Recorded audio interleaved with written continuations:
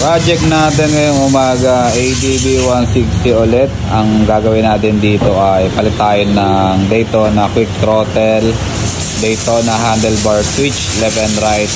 And then yung package natin sa MDL, Zenlo X1 GTS, tapos syempre yung pangmalakasan natin na Bosch Europa.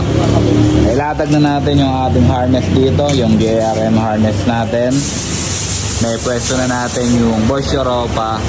Tapos nailagay na rin natin yung Daytona Quick Throttle natin dito. So bali si Kuya Mike, eto pinaprepare na yung Daytona switch.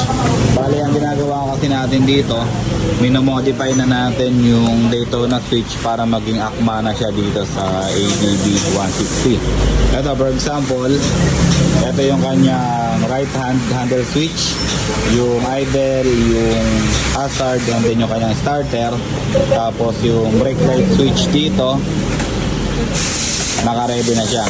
And then na-modify na rin natin yung mga dulo niya. Plug and play na to. Naglagay tayo dito ng panibagong mga socket, yung mga male type natin dito. Ayan, nakikita nyo naman, ready na yan. Same na siya dun sa stock. Ito kasi yung stock switch nya. Ayan o, nakikita nyo, idle, hazard, tapos starter switch.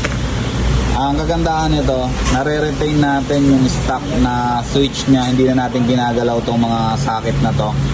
Nandiyan pa rin siya yung original, just in case magpapalit siya dito sa bago, or I mean babalik siya dito sa dati niyang switch. Nandiyan pa rin yung mga socket natin, hindi natin siya ginalaw, hindi natin pinago. Naglagay lang tayo ng mga bagong socket dito. Okay, tapos itong Daytona switch kasi medyo search siya ng konti sa wire. Kaya nagdugtong tayo ng mga panibagong wire. Yan. Naglagay tayo dito ng brakes. Tapos naka-shrinkable tube na rin yan. Okay na to. Bali, sasalpak na lang to. Inaantay na lang natin yung pangkaliwa. Yung pangkaliwa kasi medyo komplikado. Meron siyang passing dyan. Tapos meron siyang additional na high and low switch para sa MDL niya. Tapos siyempre yung mga brake light switch, tsaka yung starter switch natin, yung power ng starter natin, nandyan din yun. So mas komplikado yung part na to. Ang next na gagawin na natin dito, ikakabit na natin yung mga majority na tinanggal natin dito, yung headlight, tapos yung ibang mga kaha. Ito, yung upuan, binabalik na rin kasi tinanggal lang kanina para makapaglatag tayo ng throttle cable. So okay na to, almost finish na to. Basta matapos lang natin yung handlebar switch na, okay na yan. Yung MDL naman natin, may bracket na tayo sa ilalim, tapos naikabit na rin natin yung busina and yung mga tawag nito, yung harness natin.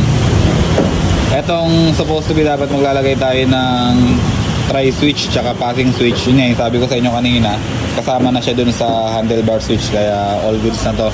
Waiting na lang to ng Daytona switch para ma-integrate na natin to dun sa switch nya. Okay, tapos ito namang selector switch natin dito, maglalagay na lang tayo dito ng panibagong switch kasi meron na siya dito existing para to sa yung DRL ng headlight nya, kasi nagpalagay siya ng DRL sa Caloocan niya ata yun. Nagpalagay siya ng DRL, ayan yung mga switch na ginamit. Yung sa atin naman, yung selector ng loud horn tsaka stock horn, ayan, dyan pa rin tayo maglalagay. Okay, so wait na lang tayo dito sa magiging finished product natin sa Daytona setup natin. Ulitin ko, Daytona handlebar switch tsaka Daytona quick throttle.